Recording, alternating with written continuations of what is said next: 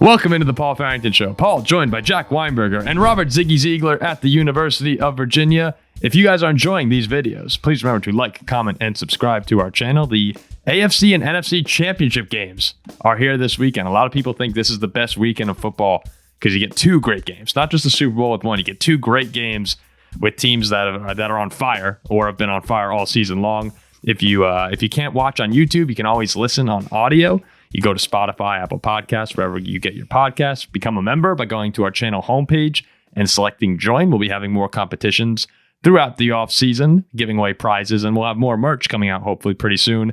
Quick round of applause. I heard rumors we're going to have a show-wide fantasy Tour de France league with a giveaway for the winner. Well, hey Ziggy, if you want to run that, you are more than welcome to stage that. You know, no pun intended. Stage there. You're more than welcome to stage that over the off season. That'd be great. I think people would be pumped up to do it. Might be like good odds of winning, I'd imagine, too, in the Fantasy Tour de France League. So, Ziggy, though, you interrupted your round of applause for covering this weekend with the Ravens game and the Eagles game and the Notre Dame game as well. You did a great job. Yeah, I appreciate that. Fans can finally get back to watching entertaining shows now that it's the three of us back. For the first time in a couple of weeks, I think, that we've had everybody in the studio. Yeah, I've been seeing a lot of comments. I was missed. It's been a while. It's been about a week and a half. I saw somebody left a comment saying how we found a large sort of peanut M&M. Peanut M&M should take Ohio State. And I wish I had seen that earlier because I was on Notre Dame. But if I had seen that, I would have flip-flopped. So I would have said, yes, Ohio State's to move. And they ended up covering. So it's always the signs. I was in Cancun for a week. I was on vacation. I was with the 7-Eleven girl. We were hanging out. And we figure, our Dolphins are in Cancun. Our Lions are now in Cancun. Vikings in Cancun. Steelers are in Cancun. The Packers are in Cancun. I'm like, you know what? Let's take a trip to Cancun. Let's go join them. Let's go have fun. So we went down, just the two of us, stayed in a beautiful resort. One night had a bit too much to drink. One thing led to another. And in 9 months, I might be a father. Good anyway, Lord. All right. I had an awesome time. That's why I was not here. I was away with my 7-Eleven girl, but now I'm back. Nose to the grindstone here for the playoffs. And yeah. Glad you're joining us for the playoffs. Playoffs is over. Well, I mean, the good rounds of the playoffs. There's 3 games left. Yeah, 3 games left of the season. Well, this is the best 3 games of the year. That's true. Yeah, so the Notre Dame game, I would have loved that. Ziggy, you did a great job with the live there as well. I thought that for a moment there, after the 18-play opening drive, 10 minutes off the clock in the stands, all the Notre Dame fans were like, holy crap, like this can happen right now. And you were on Notre Dame, weren't you, Jack? Oh, yeah. I was on them plus 310. Yeah, it was... After that drive, I was like, they may just like mess around and blow them out. Oh, I thought we were all thinking like, hey, get a stop here and then let's just pound these mofos. And then Ohio State score right back, and I'm like, you know what? Like, Notre Dame won't get one stop, so they better score all night, and they just take it. Was hard to believe until my thought was after that touchdown was amazing. One of the best drives I've actually ever seen. I saw Dan Orlovsky tweet it. A lot of people are saying like that's one of the best drives that you'll ever see to start a game. It can't really get better than that. But I was thinking to myself, I'll really start to believe this once we get the stop, and didn't happen on the first drive. Didn't happen on the second, the third, the fourth. It took a long time before Notre Dame got a stop. And you know what? It was a fun comeback. It was a great season. It sucks not to win. And especially for Notre Dame and the Vikings having great years. Like these were 2 of my favorite football seasons of all time in the same year.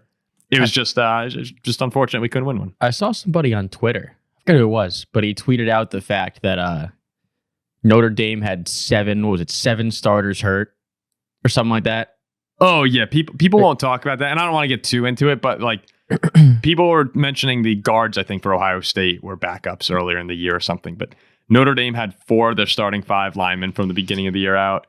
3 of their 4 starting defensive linemen out. The best cornerback in the country out. Like the Notre Dame injuries, it was a miracle they were even in the game. This guy was saying, but I don't think the injuries made the difference. I think that Ohio State team was just a buzzsaw. They were Ziggy, but when you're looking at the injuries that Notre Dame had to the players they had out of that game, if they're healthy, it's closer for sure. I don't think Ohio State marches up and down the same way if you have Benjamin Morrison, Riley Mills, and those guys. This one guy on Twitter though said he thinks next year he might be a fan, but he's like, I believe 16-0 is a real possibility, because he said that he's like, this Notre Dame team, 7 or 8 guys hurt, playing a team who spent like $30 million for their roster. Yeah. Went what 14-2 this year? Yeah, it was a great year. It was an awesome year. I actually also, I loved the 12-team playoff, because in the past with championship games, this was the closest championship game in and I love you. 7 years, right? 8 years, people are saying. And if you look back at championship game history, it was easy to see the ability to call a team a fraud. And most of the time, you just have one great team, it seems like, in college football.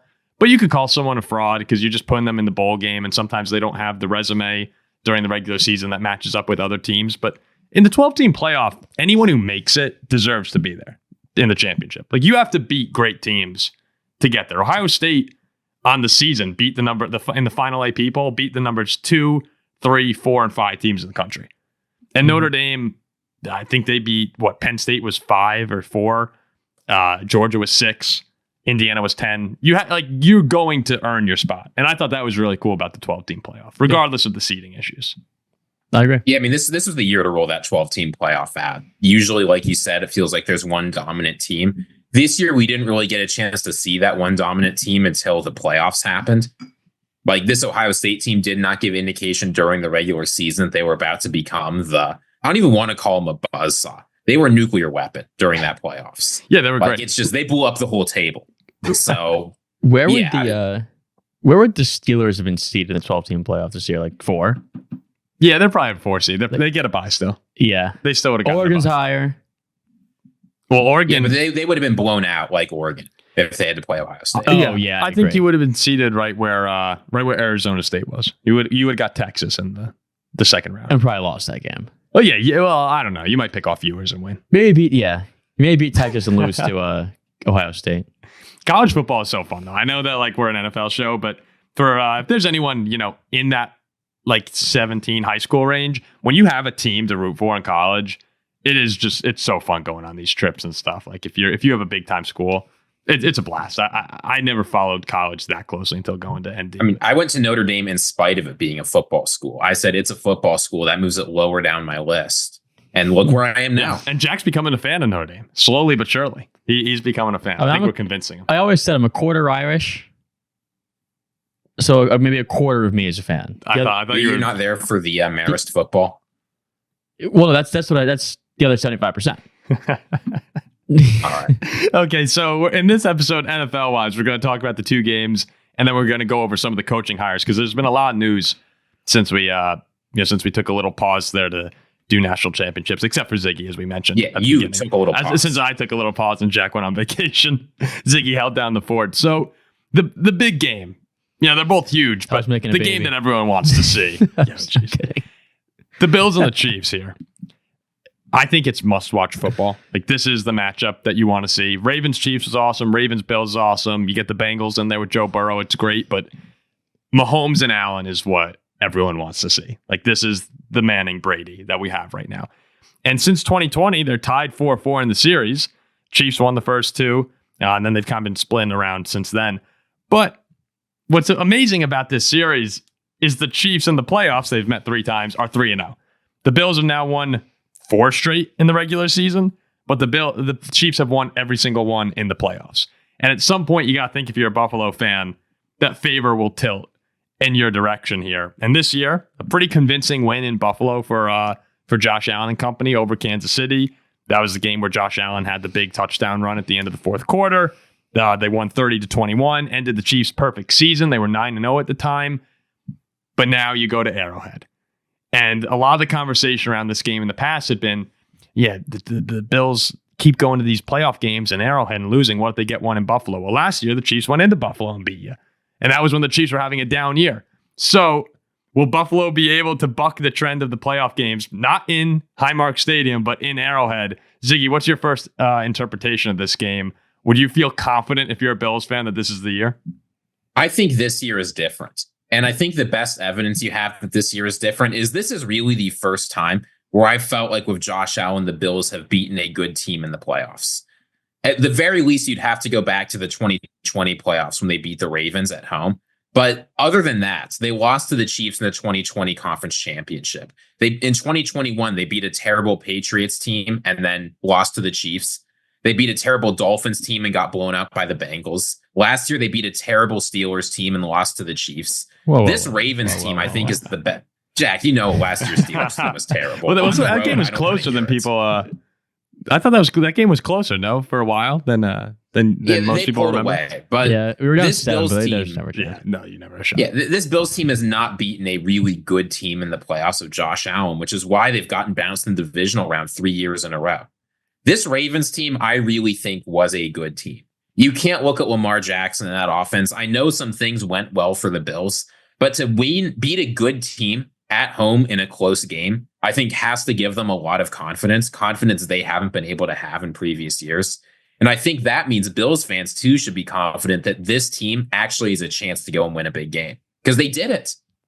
That's a good point, Ziggy. I actually hadn't been thinking about that Ravens game. I know everyone marked it up as a monumental game of MVP candidates, but it was the biggest win of Josh Allen's career. And you're totally right. I think a lot of times we think about Josh Allen, the playoff player, as competing and losing to Patrick Mahomes in really close games. But when you step back and take a look at it, yeah, you're right. There hadn't been really a signature win. I mean, like they blew out. Who did they blow out? Was it the Dolphins or the Patriots? Right, one time as well. Yeah, they almost lost to the Skylar Thompson Dolphins. Yeah, like they've beaten teams in the wild card round, and they're usually the number 2 seed, and usually it goes pretty convincingly in Buffalo's way. But you're right, they hadn't beaten one of those guys, and Joe Burrow went in there, and you said it before, they kind of kicked their ass a few years ago. It's just it's just the Patriots are daddy. That's the problem. The Chiefs. The Chiefs. I'm sorry, the Chiefs. Yeah, the same. The Patriots were for a long time, but it's my bad. Yeah. I think that you can go back to what week did the Bills play the Chiefs? I don't know exactly, but if you go back to that week 10 or 11, I can't remember. Somewhere around there. You go back to our preview show, and I believe you can find at some point in that show every one of us saying that the Bills are going to win this week. Then in the playoffs, they'll see each other again. The Chiefs and the Chiefs will get them back. So I know for a fact I said that. And I've been saying that all year. Yeah, you guys have been prancing around with the Lions and the Bills and all that, but I've been on the Chiefs the entire season. Well, I think I'm 99% sure that I said that. The Bills will beat them and Chiefs will get them back at some point. So I'm going to stick to that. And there's just, to me, so many things going against Buffalo this week. I know they played a good game, taking nothing away, but I don't see Kansas City turning the ball over 3 times. Like, I don't see Mahomes fumbling, throwing a pick. I don't see Kelce fumbling in a big situation. And if they just so happen to, I see a yellow flag on the field somewhere. I see a defensive holding or an illegal hands to the face. There it is. Yeah. So right now, this is all about what Patrick Mahomes has to do. Like let's get him. He's the best quarterback of all time. What does he have to do to pass Tom Brady? It's all that's what the NFL is all about right now. And he's Jack out here with the conspiracy theories. He's stumbling into another home AFC Championship game. What do you mean? What do you mean? He's stumbling? Like they earned it. They were 15-2. No, they didn't. They got it was witchcraft all year. So here they are. They backed their way into the no. Yes, it was, and you know it was. I think they had lucky wins, but like that's what they do. This is what I've been saying all year to you guys. That's witchcraft. This is what they do. Witchcraft, whatever. Call it witchcraft. It is witchcraft. They find ways to win games. They stumble in with their backside to the door and fall into that number 1 seed yet again. 15-2. And now here we go. You look at last game against the Texans. There was one drive. The refs carried him up the field.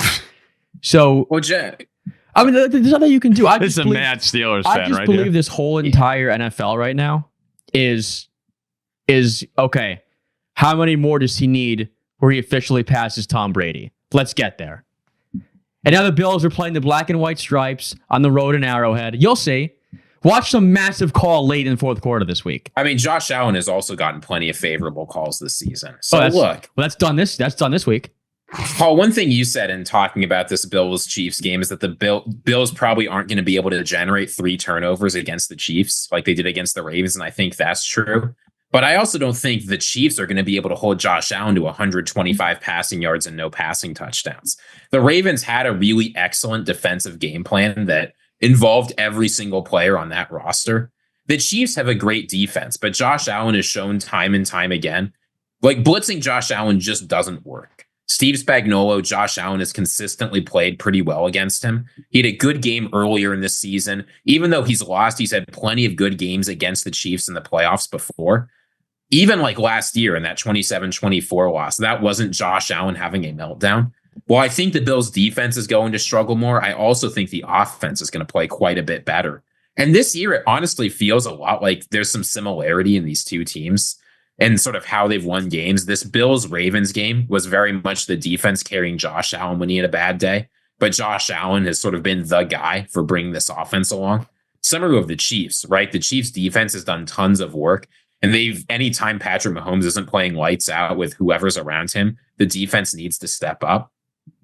So I don't know. I don't think there's a huge gap between this Bills team and this Chiefs team. That's why the Bills heading into Arrowhead are only 1.5 dogs. You know, Ziggy, it's funny when I think about this game. If one team were to blow out the other, I lean more towards Buffalo actually blowing out Kansas City. Like Kansas City, I'm picking them to win, but I think they'll win a close game. It's just when you look at Josh Allen this year, like 42 touchdowns. He was unbelievable. I think he actually became the second player ever, joining Aaron Rodgers, to have 40 or more touchdowns total in 5 years in the NFL. One of the only players ever. So like he is an explosive offensive engine himself. And the Chiefs defense, as great as they've been, they're the number one scoring and total defense over the past 2 years. Spagnuolo has done a great job. And that's sort of, a different iteration of this Chiefs team now is that the defense is just as good, if not better, than the offense, which makes them so terrifying. I think that they'll be able to limit the Bills, but you can't really contain them. So my guess is it's a great game. You know, the Bills defense has struggled against playoff teams this year up until Baltimore, where they forced the turnovers. But Patrick Mahomes doesn't turn the football over in the playoffs. He's done it twice in the AFC Championship. And if he does, we'll see a yellow flag. If he does, he's done it twice in 6 AFC Championship games. So my guess is Bills offense will show up, limited a bit by the Chiefs defense. Kansas City will do enough to stick around, and then, or there'll be a great game throughout. But then when it matters in the fourth quarter or overtime, Patrick Mahomes gets the ball, and you know what happens. That's the story. That's how these games go. And my guess is Kansas City wins it at the end, like they've done so many times. When was the last? Has Mahomes ever lost the same team in the same season? Twice. I can't imagine. I mean, there's no way. I mean, how many times has he lost? Maybe New England that's the only chance, right? Cincinnati. Cincy. It would be Cincy or New England. He wins the Super Bowl every year. Yeah, I mean, who's he lost to in the AFC Championship game? Because he's 4-2, right? Did Cincinnati earlier in New that England year as well? I don't know. I would guess he hasn't. I would guess he is not. I mean, I saw this stat that was unbelievable. In his career, 98.2 passer rating in the fourth quarter and overtime in regular season. In the playoffs, it goes up to 108.6 in the fourth quarter and overtime. Like, I just think whenever you have a chance to win the game, you're confident that he's going to do it. And I'm not trying to diss Josh Allen here. I think Josh Allen does it most of the time too. It just seems that Kansas City finds a way to have that, even if it's 13 seconds. You know what I mean? Like, Ziggy, you were mentioning the Bills teams in the past. The 2021 Bills team probably wins the Super Bowl if they survive that 13-second game. They still have to go and beat Joe Burrow and the Bengals, but they would have hosted that game. I know it didn't matter the next year, but I think that Bills team was probably the closest since this year to being able to win it. And just some way the Chiefs always find that magic, that wizardry, like you said. So I'm expecting a great game, though. I think it's going to be two teams playing extremely efficient football. The Bills don't turn it over. The Chiefs don't turn it over when it matters. It's just going to be a great game. Hey, Ziggy, 13 seconds longer than people think. It's a lot longer than people think. Yeah, I mean, how many minutes did it take for those 13 seconds to get a result? 5, 6? Yep. It was a while. It's longer than people think. But, Paul, this isn't the game that our fans care about. Do people care about Eagles Commanders? I think every single fan of this channel wants to see the Eagles lose next week. Oh, well, that's true. If there's one team, I legit forgot the Commanders are playing this basically Sunday. Throughout the entire playoffs. The Commanders still being in it. I forgot they were playing. Yeah, I forgot. It's a very weird NFC The Championship Commanders are game. winning this game. Well. All right, go. Please tell us why. I will tell you why the Commanders are winning this game. They have the better quarterback. In the NFL, how many times have you seen this in the playoffs? If you have the better quarterback, you can have the worst defense. You can have the worst running game. And I'm telling you, the Commanders are going to have the worst running game. Bold prediction, yeah. Saquon Barkley will be better than Yeah, Brian Robinson and Austin Eckler had more yards in their last game than the previous three combined. That was a fluke. They've got the worst defense, I think, by far. They've got the worst offensive line. They've got the worst receivers. They're on the road. In football, there's only one position that really matters. Yeah, and that position is the quarterback. Preach. And the Commanders have the better quarterback. It's Jayden Daniels. Everybody's talking about how great a rookie season he has had, and that is true. But it's not just the results on the field. It's not just going into Detroit and beating the Lions. It's not just going into Tampa Bay and beating the Buccaneers. By the numbers, he's having the best rookie quarterback season in the history of football. By the advanced numbers, it's better than Dan Marino. We have never seen a rookie quarterback play like this. And if you wondered about his ability to go into a tough environment against a hot team and just play out of his mind, you saw it last week. I get that the Lions defense is worse than the Eagles defense. I get that the Eagles can put pressure on him without blitzing and the Lions couldn't. I get that the Eagles offense has Saquon Barkley. But this Commanders team just went on the road to one of the hottest teams in the NFL with an elite offense and a pretty good defense and clobbered them. How can you be picking pretty against good this Commanders team going to Philadelphia? I'm not ready to say the Lions defense was pretty good. They were good against the Vikings, and that was about it. But the Vikings clearly showed that they had their own issues. I understand what you're saying, and I agree. If I had to pick a quarterback for this game, I'm taking Jayden Daniels. But everything else leans so much further in the Eagles' way. Nothing else matters. Jalen Hurts is hurt. He's going to be terrible. His left knee's hurting. The Commanders what is Jalen Hurts who can't run? Commanders have the 30th ranked run defense, Ziggy. The Eagles have Saquon Barkley. Give Saquon 250 yards. I think home field advantage matters. Look, I'm rooting for the Commanders. Don't get me wrong. I want Washington to win this game. I just think it's going to look a lot like the first game that they played. The second game they played, Kenny Pickett played. I know that he's your boy from the past, but the first game, the Eagles, I know it was 26-18 was the score. It was a one-possession game when it ended. But that way, you watch that through, I felt like, I guess. Here's what that game tells you. What that game tells you is the Commanders can give 150 yards and a pair of touchdowns to Saquon Barkley and still outscore the Eagles. And would it be shocking if Jalen Hurts throws like Kenny Pickett for 140 yards, a touchdown, and an interception? You can't say that's shocking because that's about as well as he's played through these playoffs. He had 128 passing yards against the Rams. They had a team total of 121 against the Packers. He's been taking sacks. Against the Rams, they won with 65 passing yards. No, there's no guarantee Jalen Hurts, numbers-wise, does any better than Kenny Pickett did. I'm with you. I do believe when you talk about football, only the quarterback matters. If your quarterback's good, you're good. If not, you stink. Regardless of coaching and anything else. So I do agree. However, Philly it's being at home is huge because things just like similar to Kansas City, things just kind of seem to happen. I go back to when my Steelers played them and Najee Harris fumbled on the 20-yard line. You look at last week, Rams should have won. They fumbled twice in big situations. Crap just tends to kind of go their way. So I think this will be a brawl. I think Washington's better than Philly. But I just think it'll be 23-20 Philly with some stupid Commanders turnover at the end or something like that. But I'm with that quarterback thing, I'm in agreement with you. No, yeah, I agree with the quarterback. And the first time they played, just to clarify that, it was a good game up until Saquon had 2 touchdowns at the end Yeah, the Eagles needed 20 points in the fourth quarter to win that game. Yes. But they were still winning. They were still winning heading into the fourth quarter. They were down 10-6. They weren't winning. I thought all right. They took the lead in the fourth quarter and had the lead the entire fourth quarter. And then Saquon put it out of reach. Regardless, they've played 2 competitive games this season. And I think that you will see a fairly competitive game.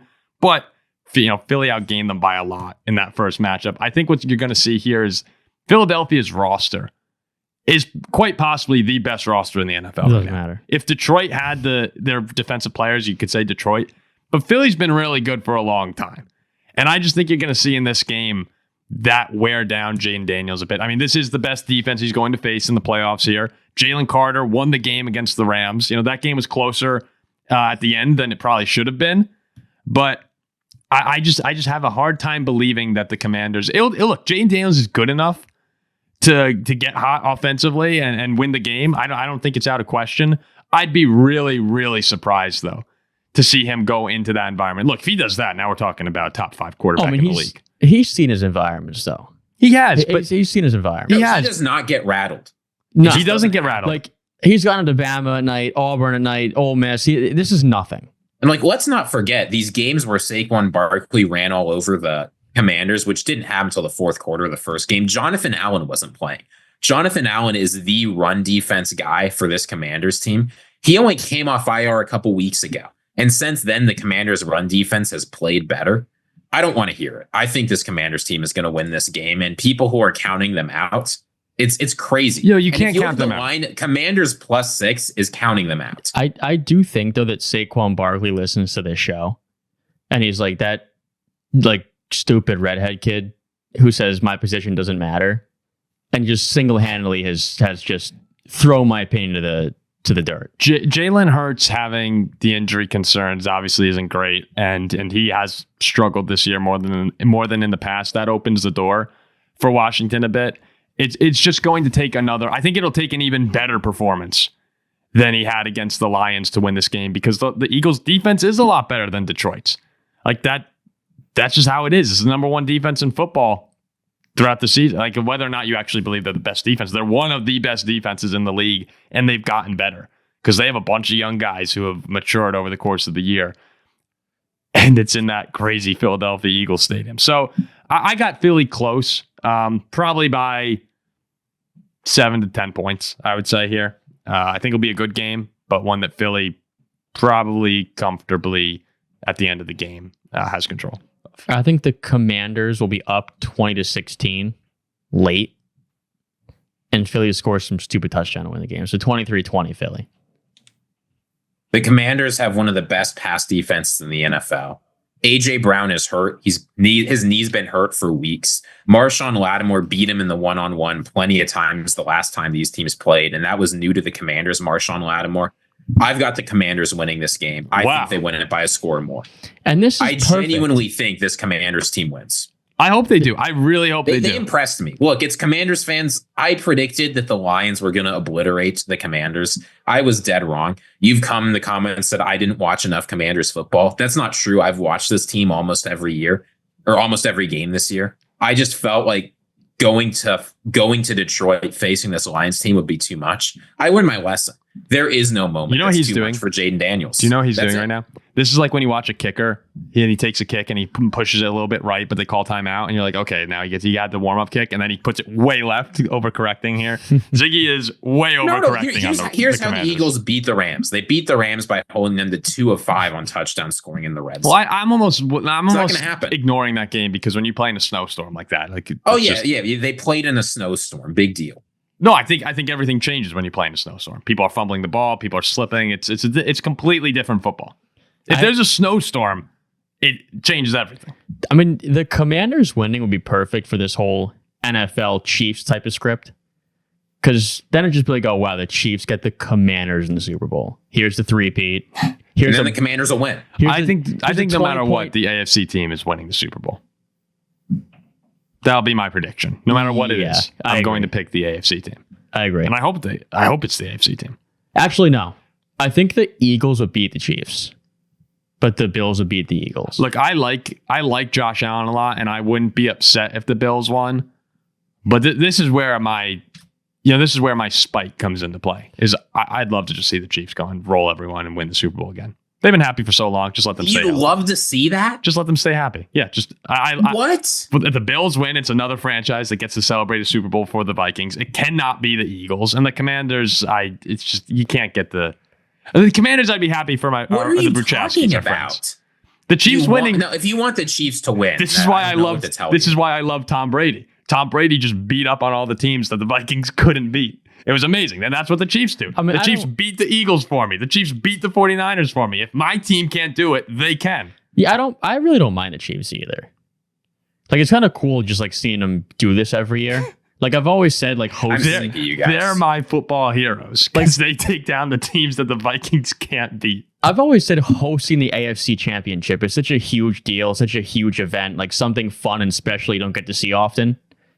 And that just happens every year for them. It can't be the Eagles. It can't.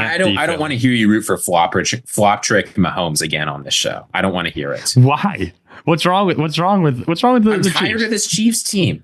What if do you're not, I genuinely don't know what to tell you. I just laid down two Chiefs fans watching this. I just laid down the law on why I'm rooting for him. I think it makes complete sense. I'm bitter. Whatever, I'm spiteful. What do you think the big acquire flag? some virtue. What's the big flag called against the Bills going to be in the fourth quarter? Well, let's just run through it quickly. Will it be Will the Bills an offensive or defense? offensive What do you defense? think? I don't know. Well, it'll have to be for sure going to be defensive. Yeah, it has to be Josh defensive. Allen, everybody forgets he gets more calls than anybody else on roughing the passer. He's gotten those all year. Okay, so the Chiefs will have the ball the Bills late. are up like 21-20 late, something like that. Chiefs have the ball, but maybe the 30-yard line, their own 30-yard line. Yeah. It's like 3rd and 10. There'll be some defensive hold. Defensive holding, roughing the passer, hands to the face, maybe. What do you think? Hands to the face. That's 15 yards. But that's not on Mahomes. Roughing the passer. Face maybe mask on Mahomes. Oh, I like that. Mask? Oh, I like maybe. by the shoulder pad face mask. You know what I like? I like Mahomes scrambling, and he starts like a slide or a dive or something, and they grab the face mask, and they move it, and they get the automatic first down on the 45. Quick throw to Kelce, game over. Yeah, that's it right there. You don't even have to watch the game. Then 23-21. And you know what? I'll be sitting back. You know, me too. Yeah, I hate the Bills. No, I'm not rooting against. I'm rooting against Philly. I just want to see a great Chiefs-Bills game. If the Bills win, I think I like Josh Allen enough, and I like the Bills. I mean, I almost view them like the Cubs a bit. You know, like the Cubs, like, who cares? They usually lose in heartbreaking fashion. Although I will say, the moment the Cubs won the World Series, I was like, damn it, I wish they lost.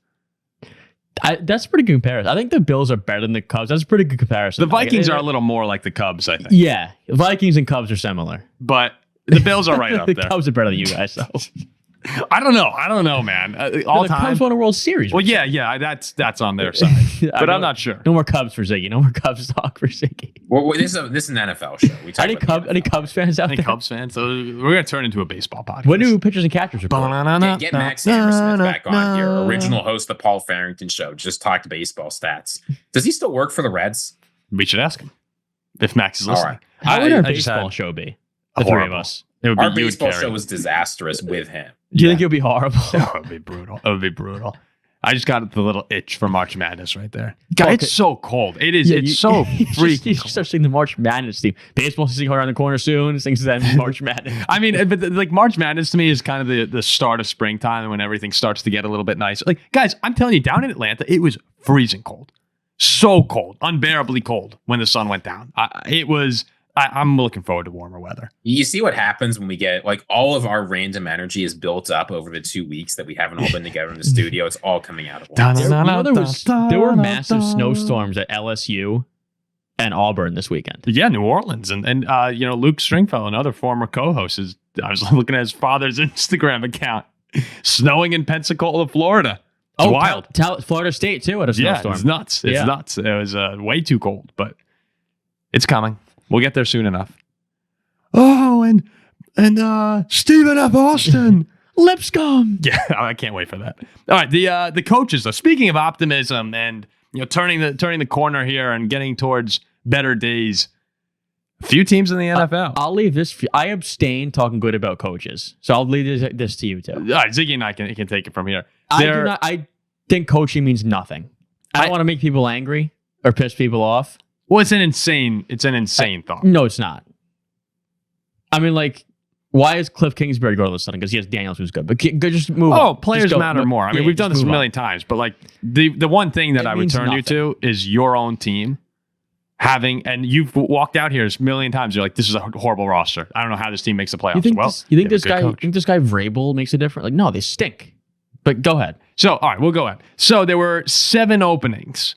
I believe 7 openings. 4 of them remain unfilled, but 3 have been filled in the NFL. The Bears hired Ben Johnson, the Jets hired Aaron Glenn, and the Patriots hired Mike Vrabel. So we'll quickly go through them right here and say whether or not we like the fits. Let's start with the Bears and Ben Johnson, because that's the biggest one. Now, Ben Johnson had his pick of the litter, Ziggy. He could have gone to any team. Everyone wanted him. Tom Brady was courting him. Wherever he wanted to go, he was going to go. But he picked the Bears. And he picked them for a reason. He believes in Caleb Williams. He believes in that offense with DJ Moore. With DJ Moore and Robin Dunze. There's been so much instability in Chicago since Lovie Smith. Like, you had Mark Trestman, you had John Fox, you had Matt Nagy, Eberflus. Some of them have lasted multiple years, but it's never really ended well. And I think in Chicago, you even look at the quarterbacks. You had Mitch, you had Fields. This feels like the Bears are all in now because you got the guy at coach. You got the one everyone wanted, the coveted coach.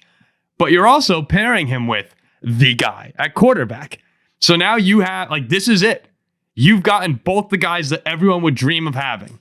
And if it doesn't work out this time, then I'm willing just to throw my hands up in the air and be like, oh, all right, you know what? It's never going to happen for this team. That's what it feels like to me. Because this is a great hire. And it seems like a team that is on its way to achieving some great things. And I even think you could look to the last game of the season when they're playing the Packers, and they've lost 10 straight games. They've lost 11 straight to the Packers themselves, but they came out, played with a lot of heart, game-winning drive. You saw the way that team responded. That was a team that still cared, even though they were well out of it and had lost 10 in a row. I think that there's something ready to get going in Chicago, and if Ben Johnson is the guy that everyone believes, I expect the Bears to potentially be very competitive next year. Packers may just suck. Or the Packers suck. I think the Packers may just suck. What do you think? Ben Johnson did say he took this job because he likes beating Matt LaFleur twice a year. That's great. That's fine. I mean, it's the history of star-studded offensive coordinators who have made a living coaching up great quarterbacks in the NFL has been mixed. Obviously, like Ben Johnson, we don't know how it's going to turn out. But I'm sure of how Bears fans felt about when Matt Nagy was hired. Right? You're bringing in the offensive genius from Kansas City, and you're coming in to have him run Mitch Trubisky, who was your guy you wanted in the draft. How did that go? So I think it's a little different. Thank you. But it's different when it doesn't work, and it's not different when it works. Like, there have been plenty of brilliant offensive coordinators that have been hired that have done great, right? There have been plenty of brilliant offensive coordinators that have been hired that have done poorly.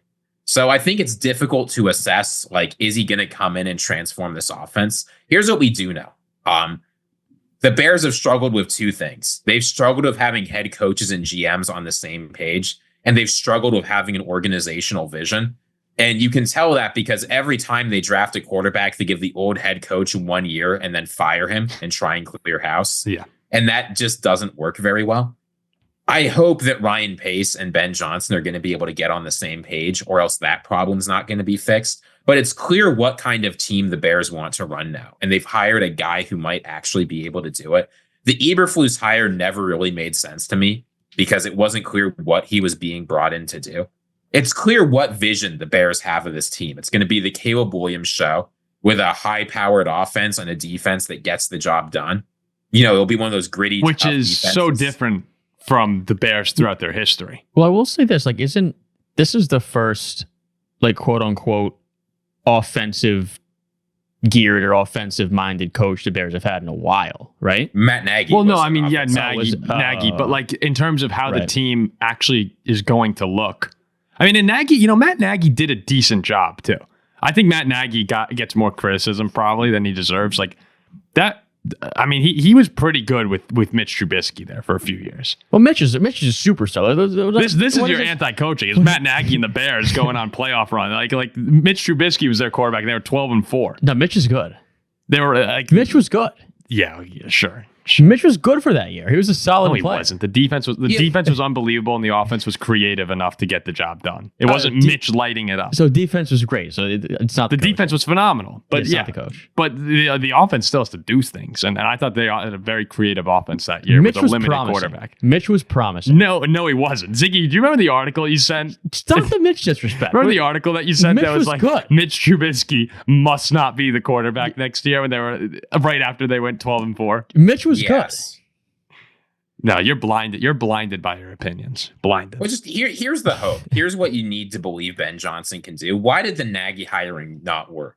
Here was the answer. He didn't know how to coach a quarterback that wasn't like Patrick Mahomes. He tried to bring in the Andy Reid scheme. He did everything thinking, what would Andy do if Patrick Mahomes were here? And Mitch Trubisky it's not just a skill difference between him and Patrick Mahomes. They're different players. The hope is that Ben Johnson can be flexible and isn't going to treat Caleb Williams like Jared Goff. And based on the creativity we've seen on the field, the job he's done with backup quarterbacks, I think there's a real possibility there. You just have to hope that they learned their lesson from Nagy. You can't just bring in a guy who ran a good offense. You need a guy who's going to be able to run your offense well. Well, and look, too, as I was saying, if you go back and look at all the pairings of quarterbacks and coaches they've had. Was Nagy good on the Chiefs and sucked on the Bears? I mean, it depends what they had he was the offensive coordinator in 2018 when Mahomes came in and just lit up the league. Yeah, so there you go. Figures. He had Mahomes. Yeah, but I thought Matt Nagy did an okay job with the Bears, too. Like, he was a good... It means nothing. I don't know. So, I think that That's for Ben the Bears, Johnson. though... I like the hire. It makes sense. It's good the Bears were able to get him. Apparently, they have credibility. Yeah, but what I'm saying here is when you look back at all the pairings that they've had, this is by far the most promising one. And that's why, if I'm a Bears fan, I'm pretty stoked. Because to win your division, like you said, you're going to need the best quarterback, or at least a quarterback who's very close to being the best. Caleb has that potential. Ben Johnson seems like the kind of guy who can get the most out of him as well. And you're going to need great coaching because the other coaches in that division are three of the best in the league. So I think the Bears are in a nice spot here.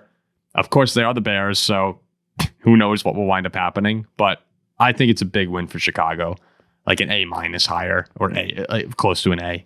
I mean, how could they have done better? They got the most desirable, most promising head coach on the market. Yeah. So we'll move on here to another team that just struggles time and time again to have things turn in their favor. The Jets hired Aaron Glenn yesterday. Are these guys worth their breath? 100%. What are you talking about? The Jets. The Jets. That's not going to be fixed. They had Aaron Rodgers and Adams, and they were 4-13. They are cursed. What do they bring in this? Who's this guy? Aaron Glenn, the Lions defensive coordinator. What's he going to do? So make Sauce Gardner a good player again. So what I think you look at with Aaron Glenn is look at where he's coming from. He's coming from Detroit with Dan Campbell, where that entire turnaround happened. We said the same exact thing about the Lions, guys. The Lions were one of those teams that couldn't find anything. They've never been successful. They hadn't never won the NFC North. Aaron Glenn was there with Dan Campbell as that whole culture changed. Like, there are guys who can come in and change a culture. That happens. And Aaron Glenn is going to have to be one of those guys for the Jets where, it's kind of a gamble because he has no head coaching experience before. You don't really know what it's going to look like. But he's gone through the entire ranks in the NFL. He's been a player. He's been a scout. He's been front office for I can't remember who he's front office for a time. He's worked his way through the coaching ladder. Like, this is a guy who's seen it all. He's a guy that players love. He's a guy that is going to demand respect from the team. Like, that's what the Jets need. They need someone there who can bring some sort of stability to this team. Did I enter a time machine? What are you hearing? It sounds to me like you're describing Robert Saleh, defensive coordinator of San Francisco. Here's the reason why I think this hire isn't going to work. It has nothing to do with Aaron Glenn. It's just the fact that it's the Jets. You can't bring in a culture change when the problem of the culture stems from the owner. Well, yes, everything that's come huge... out about the Jets has suggested that the issue is Woody Johnson constantly getting in the way. The one hope the Jets have is Trump won the election, so maybe Woody Johnson's going to get an ambassador posting again. That worked out very well for them the last time it happened. I'm serious. Like, that's it. When the culture problem is your owner and you can't fire the owner, you can bring in a different GM. You can bring in a different head coach. This feels like it's exactly the same as the Saleh hire. And I don't think you're going to get different results because it wasn't Saleh's fault really either. I'm not saying Saleh was like an elite head coach, best in the world, but the problem wasn't him. Well, you can look at the Bears too, with their ownership, right? You're preaching to a Pirates fan. Well, the Bears ownership, incompetence, you can get lucky and just hire the right guys on accident. The Bears might have done that. If the owner is causing the no. problems by I'm saying interfering, from the that's not past. I'm changing. saying from the past as well. Like with the Bears, like there's been ownership issues. The Jets have had that as well.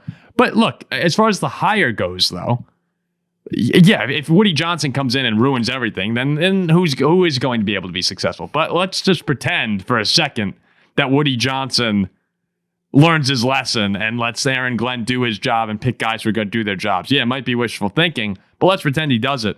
I think with Aaron Glenn, you are going to get somebody who will get a lot out of his players. And if he's able to turn around that organization, it would look, it's going to be really hard because they still don't have a GM. They still need to decide on a quarterback. There are so many things that need to be changed about the Jets. That's hard to envision Aaron Glenn being successful, but he is someone who he wants the job. You know, he could have gone to the Saints. He wants to take on that challenge, and he's been with so many great coaches before that you have to think that this guy has a shot. I would probably bet against him. I don't want to bet against the guy, but is Rodgers still the quarterback for now? For who knows? Aaron Glenn will get to decide, I think, but I doubt Rodgers comes back after the way the season ended. It's like this is an organization that hasn't made the playoffs in 14 seasons.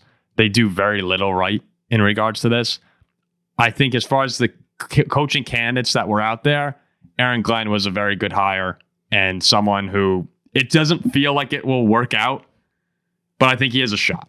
And I don't think you could say that for a lot of the coaches that they would have been considering. All right, and last but not least, the Patriots hire Mike Vrabel. Does this get anyone excited here out of the two of you? Are you excited about Mike Vrabel at all? It makes me worried about my boy Drake May, who had a great rookie season like I predicted, but now has to deal with Vrabel. I like Vrabel. In Tennessee, I thought he did a great job. Ryan Tannehill was not the sexiest quarterback that he could have, but made the AFC Championship. Yeah, made the AFC Championship game, 3 playoff appearances. Like those are good Titans teams. I thought Vrabel was a large part of the success that they had with I know we keep saying the word culture, but he did build a great culture. He is a culture guy.